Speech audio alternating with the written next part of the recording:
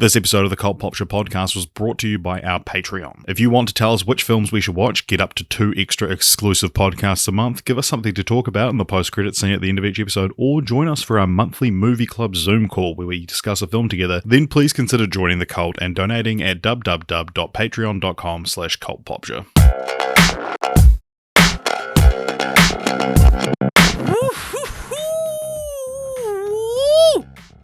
You're excited. I can see it. I can see it in your eyes. I am. And do you know how you can see these eyes so clearly? Is through my glasses. I technically said it before you said it, meaning I did notice. Because these glasses, I as you can see, I'm wearing. I don't need to describe them. You can see them. These glasses that I'm wearing, I haven't worn for a while. You might remember I wore them a wee bit while I was down in Christchurch last time. And then I lost them for when was that? Like 2 months ago, almost? Yeah, I lost them for like 2 months. And then I found them. Well, Jess found them, actually, I should say. They were in the bathroom. And so now I've started wearing them again because I couldn't find them anywhere. I've been wearing my other ones. Yeah. I bought 2 new pairs of glasses about 3 years ago. And Red I and bought a blue pair. And I said it first, so technically I did know. An identical red pair that I was going to wear for fancy occasions, but I went to so few fancy occasions that I ended up losing my red pair. I couldn't find them anywhere, and I was so upset with myself because what kind of loser, Richard, loses their glasses? I was like, this is an ominous sign of like the state of my bedroom that I can't find a pair of glasses. Yeah. I think I did find them again. But it's getting to the point where I feel like I need to get new glasses again. Right. And it's like, I've barely worn the red ones. What a waste of money. No, I think, but you may not go to many fancy events, but I guess because you go to so few, like all the photos that you take of yourself are usually wearing the red glasses. Because it's like, well, I'm going to a fancy event, better take a photo, and then that becomes your profile picture. So I feel like I'm so used to seeing you in those ones, yeah. Right, that makes sense. It's like a Bart Simpson orange shirt versus blue shirt situation. Yeah. All right, well, hello everybody. My name is AJ, and over there is Richard. We're here talking about glasses, and Richard, we're going to talk about lost glasses a little bit later on in the show as well.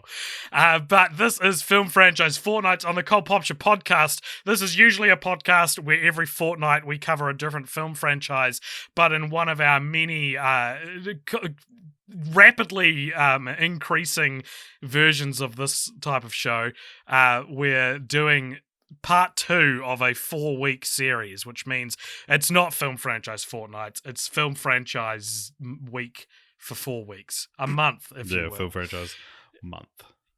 And that franchise, the reason we're doing it week to week is because that franchise is The Mummy.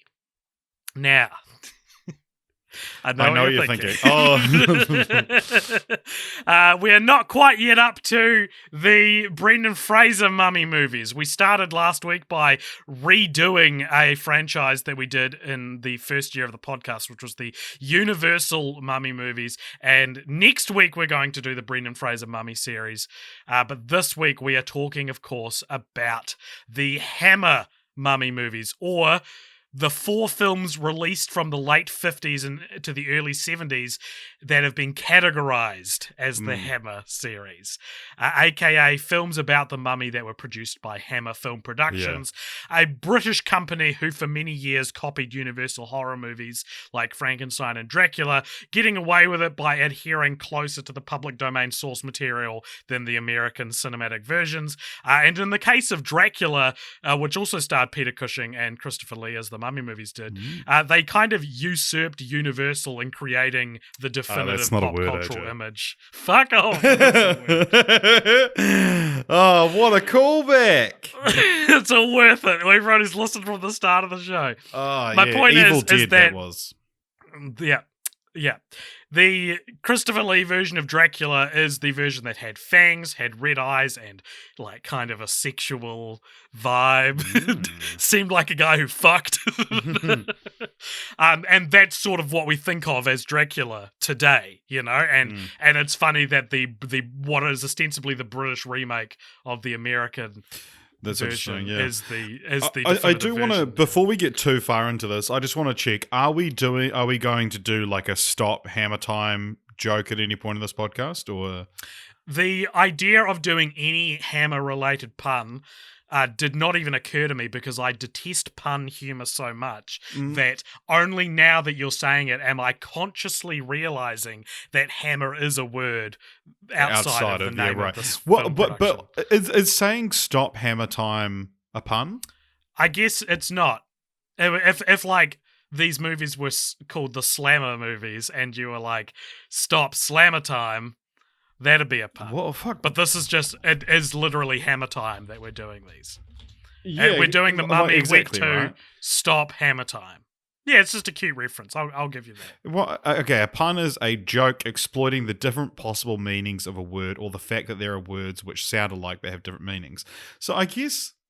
So I want my mummy would be a pun. Yeah, but... Which would be a good name for a mummy-based podcast.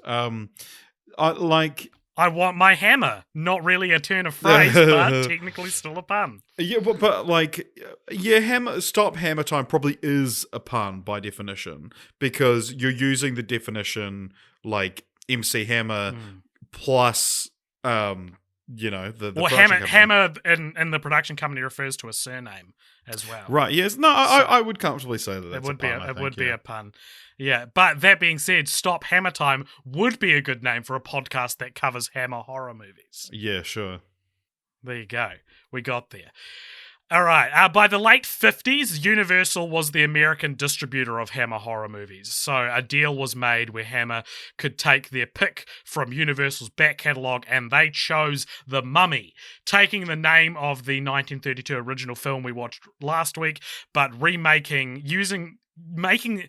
a film called The Mummy, but remaking the 4 Carice-based sequels from the Universal series into one movie, which, Richard, is actually almost what I pitched for my Continue the Franchise at the end of last week's episode. I said, take the 4 Carice movies and turn them into one better movie, but I was saying, take the existing footage and edit it. Right, yeah. That's interesting. I completely forgot that was your Continue the Franchise because when I immediately deleted all knowledge of The Mummy from my mind... From your brain? Yeah, I also took with it my knowledge of the podcast. Oh, that's tragic. The success of the Hammer Mummy movie in 1959. Sorry, the Hammer what movie?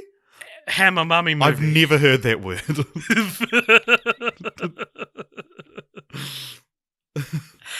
It led to what could be regarded as sequels, but are really, Richard, just 3 other movies about mummies. They're not really sequels. These include The Curse of the Mummy's Tomb in 1964, The Mummy's Shroud in 1967, and Blood from the Mummy's Tomb in 1971. Maybe the most enigmatic title of the whole Mummy mega franchise, Blood from the Mummy's Tomb. Blood from the Mummy's War Tomb. from the Planet of the Apes. So, the first film, The Mummy, 1959. This was directed by Terence Fisher. Do you know what it has on Rotten Tomatoes? No clue. It's got 89% on Rotten Tomatoes. Fuck that. What is this movie about? So people are searching for the tomb of Ananka. Just before they enter, this Egyptian warns them not to go in or they'll fucking die. Yeah. They ignore him and they find the mummy. And then, of course, one of them finds the scroll of life.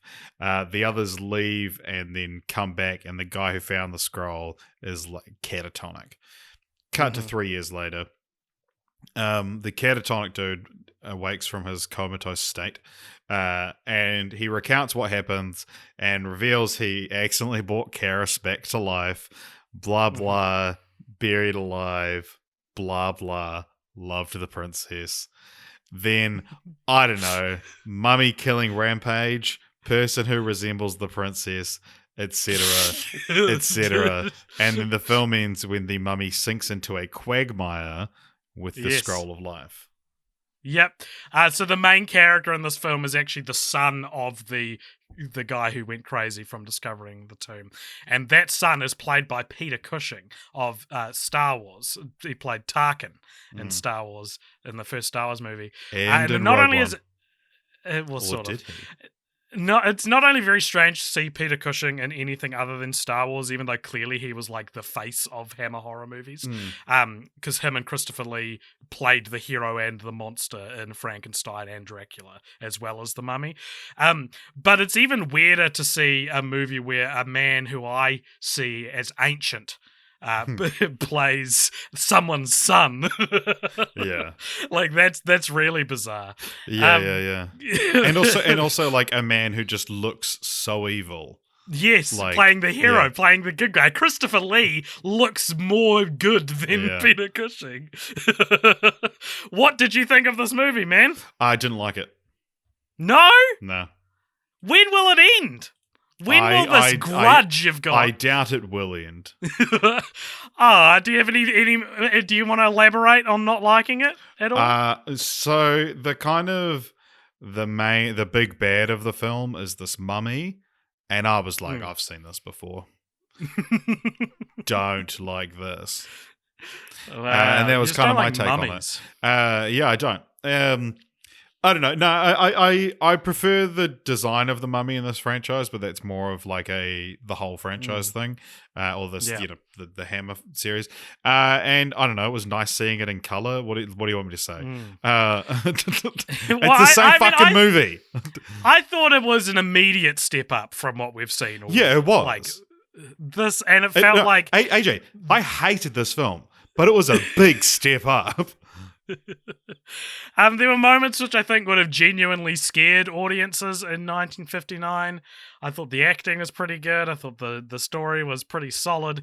It is something we've seen roughly 6 times already, but I get it. Never in color, but it is in color and has Christopher Lee, who's a good time. Yeah, Christopher Lee and Peter Cushing did elevate the movie. Definitely. Yeah, it's similar kind of thing, like, because Peter Cushing, it's like in this, like you said, like you're like, that guy's fucking ancient, but Christopher Lee is like, oh my god, like he's so young, looks like a little boy. Well, you only see him in human form when he's doing, would it be blackface? It would be blackface, wouldn't it?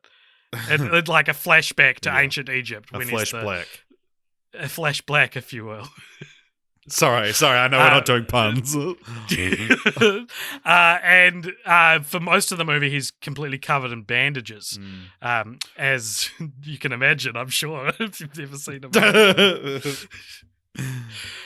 So, this film is set in 1895, making it the earliest set mummy movie we've seen yet. It takes place 27 years before the discovery of King Tut's tomb, and I thought that was interesting. Wow! When the first scene happens, and then it cuts to Britain, 1895, and I was like, so is this a flashback? What's going on? Like, a lot of it takes place 3 years after that. But is this? No, sorry. 1895 is the 3 years after it, I think. Not according to Wikipedia. What are you doing on Wikipedia? Get off of that. Well, how am I supposed to know what the films are about? I certainly didn't watch them. No, you're right. Yep. Yeah, I was, because I tried to find out like when when did people know about mummies? You know, when did modern culture first hear of the tale of the mummy? Because like we know when King Tut's tits. Listen here, tits. I was going to say. I'll let you make fun of yourself for that one. When King Tut, you don't need when me. Tutankhamun's tomb was found, which is one of those things that's like, I feel I might have said this before already, but like I feel like I used to see that, like the famous face on King Tutankhamun's thing. I feel like I used to see that all the time, and I haven't seen it in like a decade. Yeah. but like. It's such a like primary school thing. I remember I made this real fucking cool like painting of it, which was like the paint was like mixed with sand, and it was like this really cool textured painting. What do I happen to that? I feel like going through In the same way there are horse girls and car boys, there There are are ancient Egypt Tutankhamun kids. boys. like my brother was obsessed with ancient Egypt. I have multiple friends who, when they were younger, were obsessed with ancient Egypt. I kind of never quite got on the train, but I've always passively interested. Were you an Egypt kid? No, I'm trying to think of what. Nah, what? I mean, I guess, because like Yu-Gi-Oh is like related to ancient Yeah, Egypt, and yeah, that yeah, was, I yeah, was into that, so I guess yeah. tangentially. Maybe that's why my brother liked Yu-Gi-Oh so much. They. But do you know what? Like you recognize that that's absolutely like an archetype of kid, right? Like the ancient Egypt kid. No, You don't really. You didn't know no, any I ancient disagree. Egypt I kids. disagree. You disagree that you didn't know any ancient Egypt kids. You heard me. What do you think the reception was to this film? Good. Hmm. Well, despite it having 89% on Rotten Tomatoes, it seems that people just don't like The Mummy. Like, we learned this last week that, like This is everyone's like, this is the insane. worst universal horror monster. All contemporary reviews for this movie are like, it's fine, but it's no Dracula. It's no Frankenstein. Right? Yeah. You know? Yeah. God, because this was like a hard fought campaign to get us to do these films. because do you know what's funny? There are 19 films people fought for us to watch. It's because they like one of them. It's because Yeah. one of those movies a lot of people, including myself, not including you, really like. And I look, about a couple of months ago, people were just, talking in our Discord on what should be the next franchise. There was a vote going on our Patreon, patreon.com/cultpopture. If you want to get involved for as little as $1 a month, you could make it happen too. And one of the like leading options was written on Patreon by someone as like Brendan Fraser mummy movies. And people are like, oh, should we vote for this or vote for Planet of the Apes?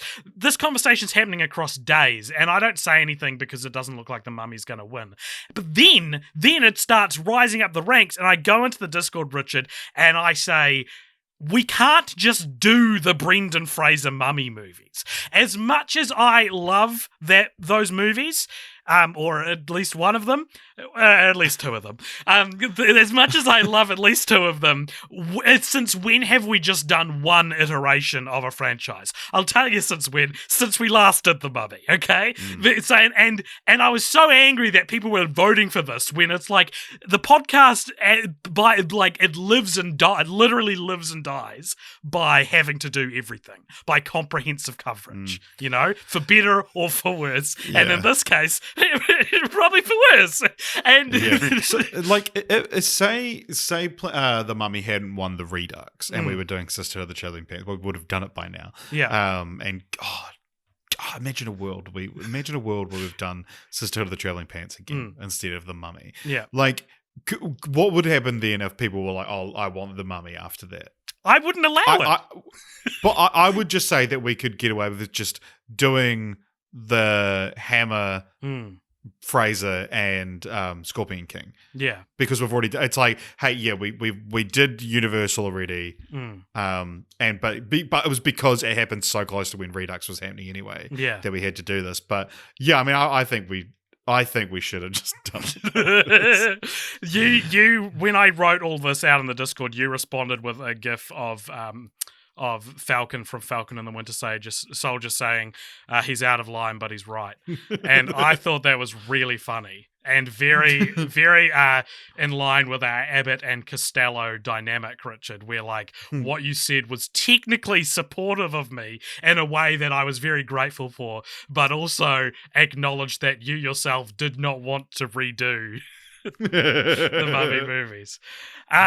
So I've got a piece of dumb IMDb trivia. Maybe I have 3 pieces of dumb IMDb trivia for The Mummy. Thank 1959, racing through these movies even quicker than we'd race through. Let's do it in under an hour. Let's do it. The Hammer films had already done remakes of The Curse of Frankenstein 1957 and Dracula 1958. This was the first film made after Hammer reached an official agreement with Universal Pictures, then Universal International, allowing them to do remakes of the classic horror films. In this film, for example, the agreement with Universal International allowed them to use the name Carice. And it's like, yeah, it's a fucking remake. Just list one example. Like, yeah, that is one example. I could list 50 other examples. There's the next piece. This film has a 100% rating on Rotten Tomatoes based off 8 critic reviews. Well, it now has 9 critic reviews and is at 89%. So you're dumb, IMDb. And lastly, body count, 5. Then in parentheses, excluding the flashback where dozens are killed during a Nunca's burial. I just think that should count towards the body count. Yeah, that's excluding the Muppets one. Kermit's the only one who appears from the Muppet Show, unless you count the other characters that appear from the Muppet Show. It's like, I absolutely do count those. Yeah, what do you mean? Of course I count them. All right, any stray, loose thoughts on The Mummy 1959? No, I'm just trying to find what the last episode of Film Franchise Fortnights under 1 hour was. I don't think we're going to be able to do it. What? Not with that attitude. I like that this is a race, and I like that by clarifying that I like it, I am shortening the amount of time we have to do even more. I think that's fun. What would you guess is the last one under an hour? The Cinderella story. No. What's an episode that you would have wanted to be over as quick as possible? Yu-Gi-Oh? No, that went for ages. Robocop. Okay. Is that under an hour? Robocop's 54 minutes and 28 seconds. August 19th, 2019. Wow. That's over a year and a half ago. Is it? The Yeah, Mummy's Tomb, The Curse of the Mummy's Tomb. I beg your pardon, Richard. The Curse of the Mummy's Tomb. We watched The Mummy's Tomb last week. It was one of them. I couldn't tell you which one. I know it wasn't the first, second, or sixth one, but it could have been the third, fourth, or fifth. I don't know. The Curse of the Mummy's Tomb came out in 1964. This was directed by Michael Carreras, and it's not the last time we'll see that name in this podcast. What do you think this has on Rotten Tomatoes? Don't care. Neither does critics. Doesn't have a score. This has a 30% audience score for what it's worth. What is this movie about? So Ra and Tef, the mummy, is found. The artifacts are brought back to London. They want to put it on display, but shock horror, the mummy comes to life, etc., etc. That's all I've written. This is a literal B movie. Like, it's literally a B movie. About a bee. No, I mean that it's a bee movie. It's about a bee. It was the second half of a double feature. This film supported the slightly more prestigious film The Gorgon. Do you know what a Gorgon is? Yeah, Medusa's a Gorgon. Correct. What did you think of The Curse of the Mummy's Tomb? Wasn't a fan. What? Unbelievable. Richard, we have never once covered a movie on this podcast that I didn't like. that I have struggled to even visualize more than this one. There have been movies where I didn't understand. Like, a classic example I always go back to is A Fistful of Dollars. A heist movie. Or any given heist movie we've covered. A Fistful of Dollars, I remember, was a movie that we watched and we were both like, fuck, I have no idea what's happening in this movie. Yeah. But God, that was satisfying seeing the reviews that are like, yeah, this one's not very good. It's pretty confusing. So I was like, are we just fucking stupid? Even I feel like the Godzilla movies that we covered were more defined, like distinguishable than this. Yeah, exactly, because Godzilla is like, okay, what is the monster look like that he fights in this one? Yeah. This one, I think they're on a boat at one point, which made me think there should be a mummy movie where they're on a boat, and that could have been my Continue the Franchise. Manhattan. But it's not my Continue the Franchise anymore. The Mummy's boat. Because, like, wasn't Tutankhamun on Titanic or something? There was a mummy, an undead mummy on Titanic, and an undead mummy. There was there was a dead mummy. There was a. There was a dead mummy on Titanic, and when it sank, the death toll was like included the already dead body that was aboard the ship. And this is like a fun little trivia piece of dumb IMDb trivia from real life. It's that they counted the already dead body as one of the dead in Titanic. Maybe this is an urban legend. But anyway, I think it might be. The point is that there's a relationship between cruise ships and mummies that I would like to exploit, but not in this episode and probably not ever. I'm beginning to see that this is what I've written an hour ago and don't remember what I'm talking about. I think I'm beginning to see that the better mummy movies are defined by their interesting characters, especially because by starring Brendan Fraser. Yeah, because the mummy is such an inherently boring character. Exactly. For so many of these movies, even when Christopher Lee plays him, or Boris Karloff. Well, yeah, because you think like, oh, okay, yeah, what you're silent killer, and then it's like, well, you guys liked Freddy vs. Jason Voorhees, you guys like Michael Myers, and it's like at least they get creative. Like to be fair, okay, we get some creative kills in the next film, Woo! but yeah, like as evidenced Jason by the fact you even remember that we have creative kills in the next film. Don't remember what they are, but yeah, like the fact that they. Yeah, like they're still exciting, and even just the fact that it's like I don't know, maybe it's like they're not trying as hard to be real films. Like it feels like these are like trying to be prestigious horror. You know, they're trying to have a message and a plot, and it's like, no, don't make me care about the characters. I'm not going to. Just give me some memorable kills. That's and maybe that's something that up until Halloween in 1978 wasn't actually. Really, because that's like the first, like, I mean, there was can't remember what's the name of there's that film that's considered the first slasher film, but I don't remember Halloween what it was is, a very early one. Yeah, but Halloween was not long after it, and that was kind of like whereas like these haven't quite worked out what makes a slasher film work yet. I liked that this one has like a morally corrupt figure at the center of it. There's a guy named Alexander King who's like he's found the mummy and he wants to. He's like Denim in King Kong. Like he wants to show off the mummy that he's found. Show off his jeans. Yeah, he's like this greedy because he's denim. He wants to show off the because it's a pun.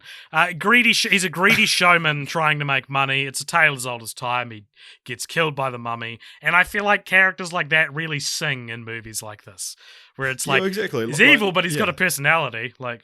Yeah, and then also like you love to see characters like that get their comeuppance as well. Yeah, exactly. And again, it's that kind of like when the slasher movie or the formula for this kind of movie was worked out. It's that like it's like killing the cat kind of moments where it's like let's just do. Obviously like cartoonishly reprehensible things and then they get what's coming to them, and sometimes that's just having sex, having premarital sex or doing drugs, and it's like you get those cartoonishly reprehensible. That's why I've never done it. The ending of this film is real weird. It takes place in a sewer. And the building just collapses on the mummy after he's kidnapped the woman that resembles the princess that he was in love with. The villain of the film is this guy who's like kind of like this other. Everyone in these films is British, and it makes it very hard to figure out who the good guys are because I'm so. There's one villain that talks like, and then a real snidely character that talks like this. No, it's just I'm used to seeing horror movies where if someone's got a British accent, they're probably the bad guy, or like like Star Wars and stuff like that. Not that they're horror movies, but the villain in this is a very upper class British person who's like constantly, clearly like undermining them and trying to like steal whatever it's unclear what his motives are, but they're not good. At the end, it's revealed that he's been alive for like 4,000 years, and he was there when the mummy. Living through 2020. When the mummy watching these movies, when the mummy was a person, wasn't a mummy, and when they got mummified, they were there.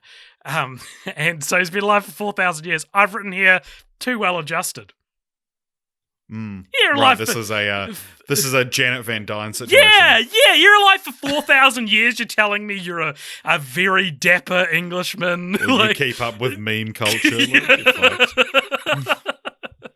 It also follows that all too familiar template that you mentioned before, Richard, and I also mentioned, of falling in love with the reincarnation. Something that it's one of those things I didn't know this was what The Mummy is about until rewatching and watching these new ones. Is that in the Brendan Fraser ones? Yes, absolutely. But because those are the first ones I saw, it was like, oh, this is new. And now I'm going back and being like, oh, so the basic structure of a mummy movie is not just there's a mummy. The puzzle piece is also that they need someone that they're in love with because yada, yada, yada. But the problem with this movie is it takes so long to get to that point that by the time he's kidnapped the girl and they're going into the sewers, it's like, fuck. It's taking ages. But then at the same time, such a degree of nothingness happens in this movie, Richard, that as the credits rolled, I checked the stream I was watching it on because I was like, was this really an hour 20? It felt like I've been sitting here for like an hour. And which is 4,000 years. Which it's weird because usually these movies you go like it's only an hour long, but it felt like I was there for 100 years, 4,000 years. But in this case, it was like so little happens that I was like, did I really just watch an hour 20-minute movie? Because it doesn't feel like I did. Yeah. And it's still also that thing of the credits just start rolling and you're like, oh okay. Yeah. Even in 1964, we're still checking the time to see there's 4 seconds left. The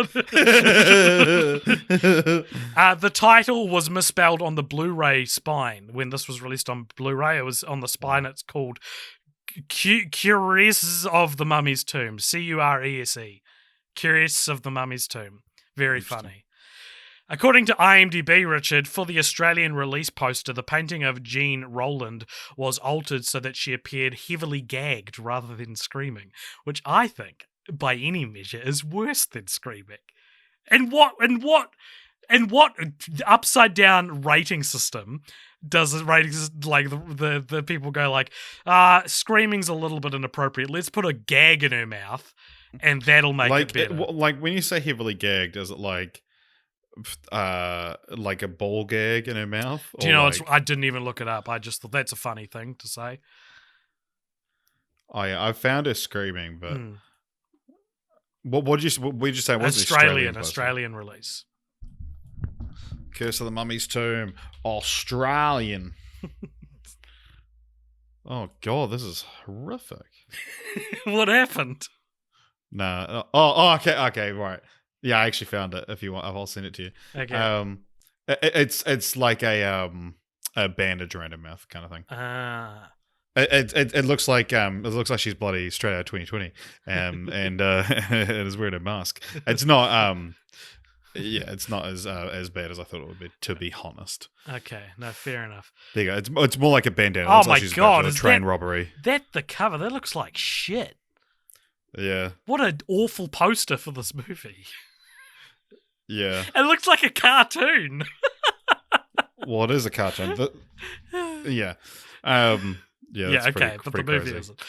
All right. Do you have any other stray thoughts on the Curse of the Mummy's Tomb? We're going to keep going.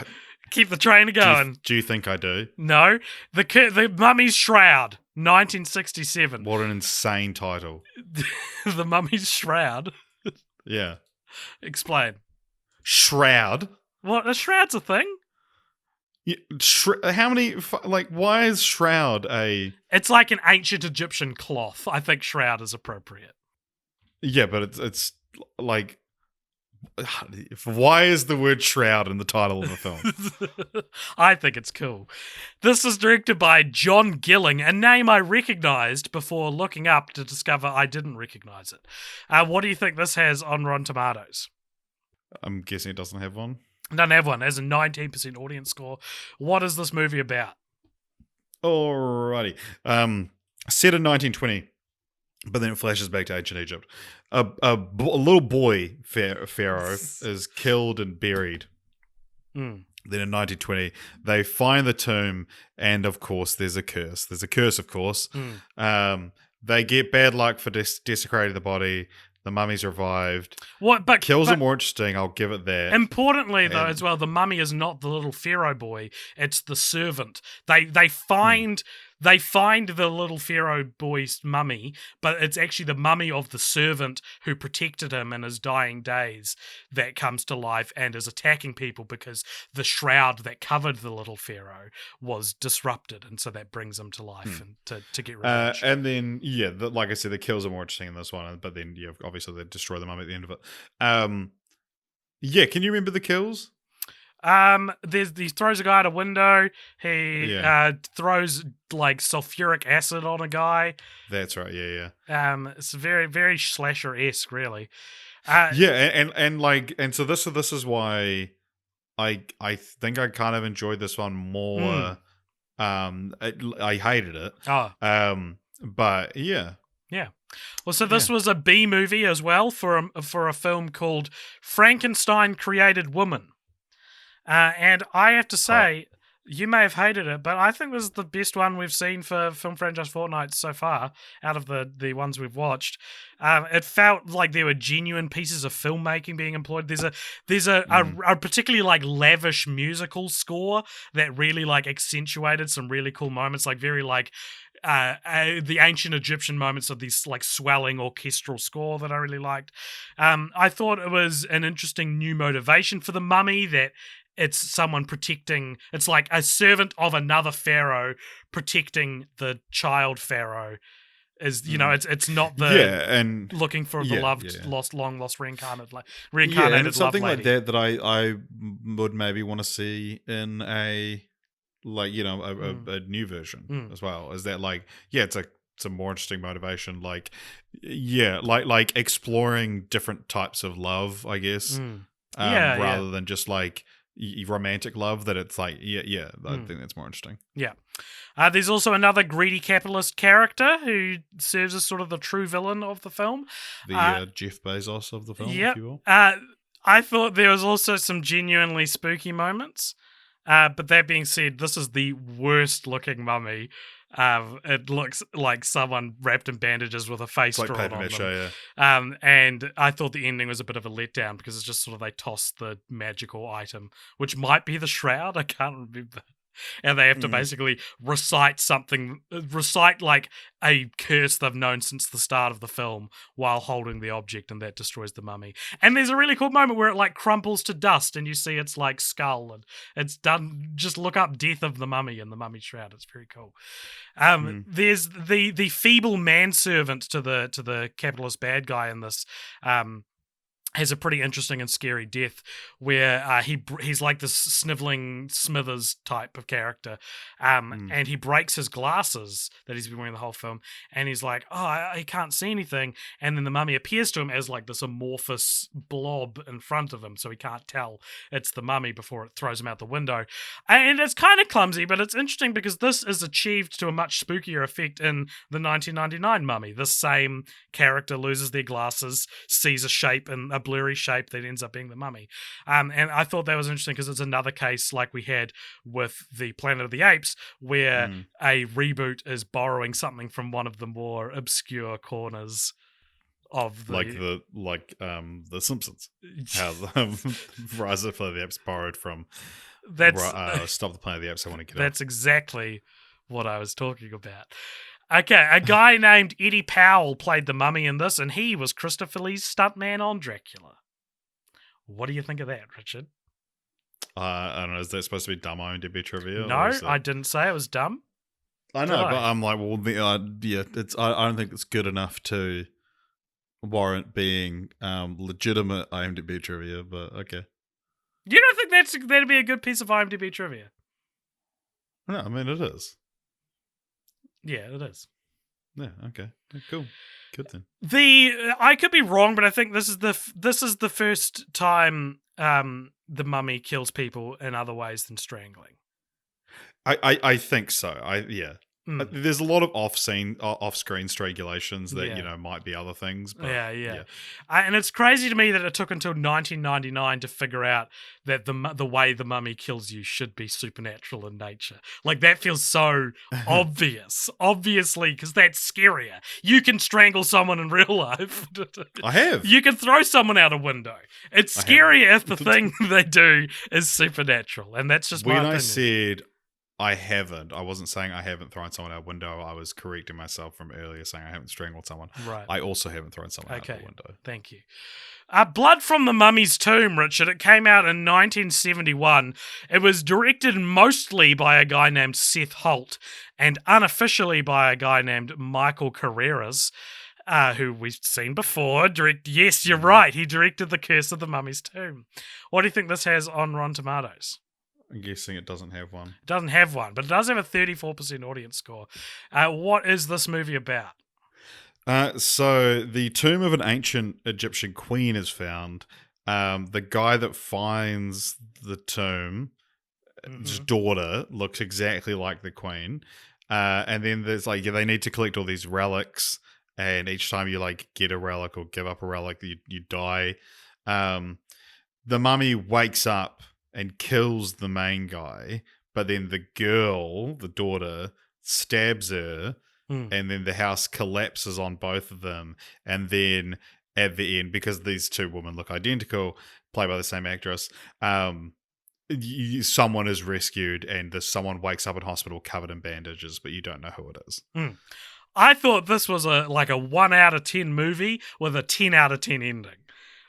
To have a mummy movie that ends with and this is the first one where the mummy isn't an undead, they're not wrapped in bandages, and then end it with someone that could be one of two characters wrapped in bandages at a hospital looking into a camera. I was like, that's fucking brilliant. Like, that's amazing. This is my favorite one so far. I did not like almost anything else about it. I thought it was boring. I thought I liked that it begins with this prologue that's almost like Lynchian. It feels like a dream sequence from a Twin Peaks movie where like a hand gets cut off and it like creeps across the desert, and it's like very scary and unclear what's going on. But everything else about it I just thought was so boring. I want to clarify one thing. Yep. I agree. Hated this movie. Right. It's my favorite one. Okay. This was a B movie for Dr. Jekyll and Sister Hyde. I saw that. That's such a great title. That's so funny. And it was loosely adapted from Bram Stoker's 1903 novel, The Jewel of the Seven Stars. So that's kind of interesting as well. This is our first female mummy, but it won't be the last. Thank you, Tom Cruise. And who played Sophia Botella. Yeah, there you go. This movie is the most 1971 movie I've ever seen. It's so hilariously early 70s. It's more... How many 1971 movies have you seen? Yeah, I don't know about 71 specifically, but the 70s era. Early 70s. It's more flamboyant, it's more gory, and Richard, it is far more sexual. This is the horniest mummy movie, and that includes the bisexual awakening that is The Mummy, 1999. This movie is so dripping with sex. Yeah. Fun fact, another 1971 movie, which you may or may not think is more or less 1971, but Escape from the Planet of the Apes. I would say they're definitely competing for the same prize. What else have we got? Diamonds Are Forever. Yep. Willy Wonka and the Chocolate Factory, Clockwork Orange. There you go. It's a few good movies here. But even there are shades of a Clockwork Orange in Blood from the Mummy's Tomb. There's this creepy kinkiness to it, but it's the type of kinkiness like your grandparents were into. Yeah. I mean, there's nudity in this one. Like it's disgusting, frankly.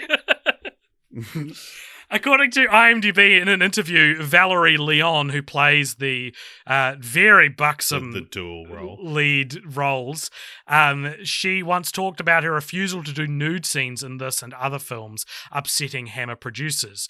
Quote, "I did 3 movies where everyone was naked except for me. I kept my clothes on, which was quite bizarre. I lost a lot of work by not disrobing completely. I think it was shyness. I built a wall around myself and became unapproachable. It was the only way I knew how to handle my lack of confidence. Hammer executives were dismayed with Leon. She said, I refused to show too much in any of the publicity shots that I did. I was a disaster on the Hammer glamour queen front because I didn't bear all. I've always believed suggestion is more erotic than showing everything anyway. And it's like, you're right. Like, fuck those producers for making you uncomfortable and clearly making you like feel like you need to blame yourself for your lack of confidence, right? Like, it is more erotic to suggest than show, you know? Look at the Mummy 1999. She's been a Bond girl as well. Who was she? She's in Never Say Never Again, but she was also in The Spy Who Loved Me. But according to Wikipedia, dumb Wikipedia trivia, Leon is the only actress to have appeared in 4 of the most popular film series, having starred in the Carry On, James Bond, Hammer Horror, and Pink Panther franchises. The big four! The big four, they call them. Yeah. But it's also, she's the only actress to have appeared in 4 of the most popular film series. It's like, so like you pick any 4 franchises and be like, none of these star one actor. Zoe Saldana's been in them. Yeah. Because she's been in Marvel, Star Trek, Avatar. I'm sure she's been in at least one more, and you'd be like, yeah, cool. Avatar's not. And we actually can't figure it out. We can't think of a 4th one that Zoe Saldana's been, and we're like, oh my god, it is just Valerie Leon. Peter Cushing was cast in this film and completed 1 day's filming before leaving the production after his wife was diagnosed with emphysema. That'll do it. And director Seth Holt, remember how I said he only directed part of it and was unofficial? What do you think happened to him? I'm devastated to report I accidentally found this out already, and I was like, fuck, that would have been such a good reveal, and I've ruined that for That's right, he was cancelled from life. He died 5 weeks into a 6-week shoot of a heart attack. It says, according to Wikipedia, collapsing into cast member Aubrey Morris's arms and dying on set. That's fucking mental. That's insane. Craziest thing that's ever happened. That's the most interesting thing. Yeah, like we've ever seen. Pirates of the Caribbean. Zoe Saldana's in Pirates of the Caribbean. Very nice. Very cool. Very good. Michael Carreras directed the final week's filming, and for some reason Wikipedia thinks it's necessary to mention that Michael Carreras said Holt's footage did not cut together. Yeah, he's dead. Kick him while he's down. And fuck him. Yeah. Richard, I can't believe I'm saying this, but with at least 10 minutes to go, we're at the end of the podcast. I feel bad. I feel like I feel great. So we have to continue the franchise. Do you have a good continue the franchise? I have a joke title I came up with when I saw the titles of these ones. What's your title? So based on Blood from the Mummy's tomb, I thought of Pee from the Mummy's balls. Thank you. My one is called Battle Royale Undead Mummy All Out Attack, which is a team-up film where Imhotep, Karis, Claris, Ra Untef, Prem, and Queen Terra all fight each other. And sure, throw Jet Li in there, throw Sophia Batala, is that her name, in there? Is Jet Li a mummy? Sorry, yes, he's in the Mummy Tomb of the Dragon Empire. Right, because fucking throw Jackie Chan in there. Throw Bruce Lee, get Bruce Lee. I was looking at Hammer Horror is technically still around, and like their recent films are like Let Me In, The Resident, Woman in Black, The Quiet Ones, and The Lodge. And I don't know. Again, like, yeah, do I just want to see like a smart version of these films? Like. Yeah, I'm so disappointed. Well, Richard, we're up to a little segment of the show. Cool. Sorry, did you want me to keep talking about that? I don't know. I feel like Pee from the Mummy's balls is like not a good enough continue the franchise, and I feel like I did come up with one at some point, but I can't remember. Do you want to take my one about being on a boat? The Mummy at Sea? Question mark. I think more horror movies need sequels set on a boat. Yeah, I reckon. Yeah, Mummy Takes Manhattan. All right, ranked at franchise, Richard, over on letterboxd.com/cultpops. We have a list of every franchise we've ever done, and it's time to rank the Mummy Hammer series. So we have done 129 franchises, including this one. Where do you think we should rate The Mummy 1959? We've rated The Mummy Universal films at 123, above Divergent and below Revenge of the Nerds. So let's start there. Is this better than the Mummy Universal movies? Sure.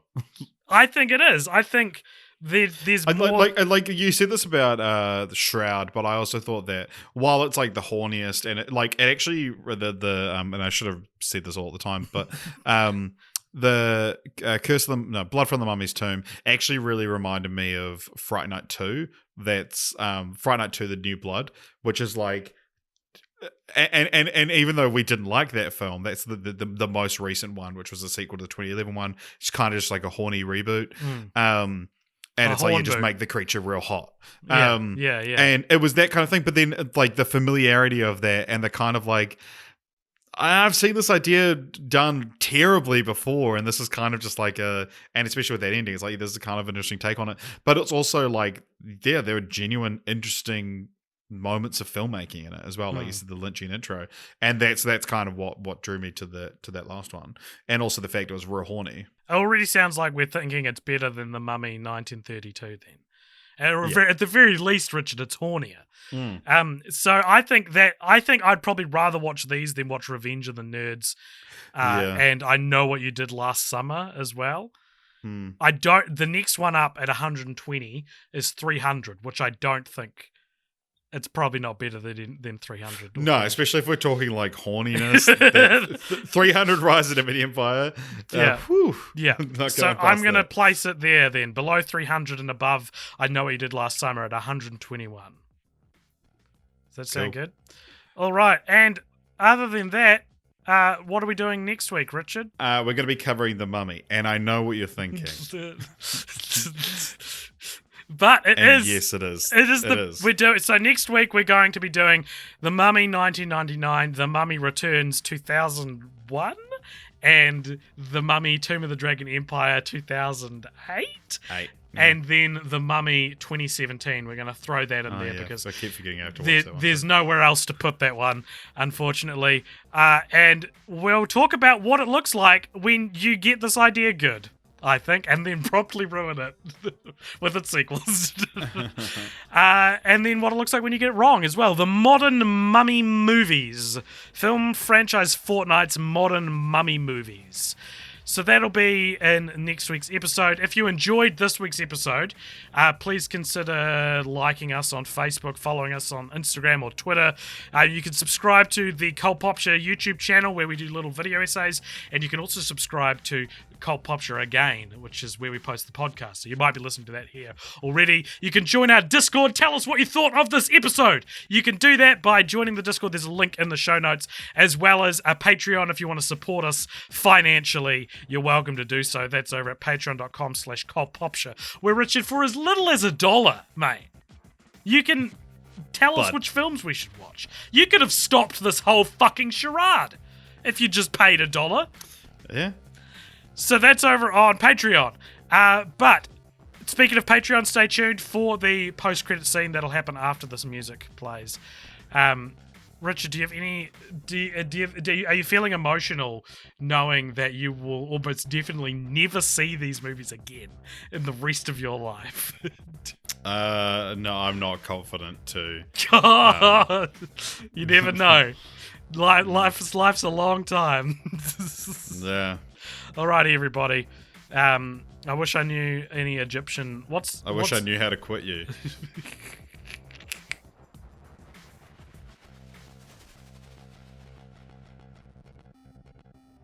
All right, and welcome everybody to the post-credit scene. This is a segment even, where at the end of each episode, after the music stops, you get to give us something to talk about if you donate to our Patreon either $5 or more than $5 a month. If you do Those that, are your two options. Yep, you get to give us something to talk about in this, the post-credit scene. Richard, lay it on me. Who's it from and what is it? All right, there's another one. Comes to us from Sarah Velling, who sent in a bunch of questions at once, which, as we always say, you're more than welcome to do. Please do. And Sarah asks a question I feel like we've answered before, but I'm going to do it anyway. Would you rather make a film that, while being a blockbuster, is very negativity received by critics, or an amazing yet modest film that you will never see become successful in your lifetime? I feel like I've been asked this question 1,000 times, all by different people, Yeah. on and off podcast. But I'm going to do a reverse Uno card and say, joke's on you, I don't even want to make a fucking movie. Really? No, that's not true. So what are the options? Make a blockbuster that's... It's very negatively received by critics. Or make a positively received film.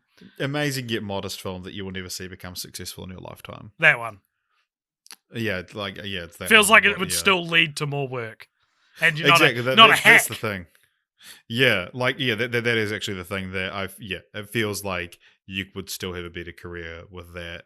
And yeah, who's seen fucking Safety Not Guaranteed?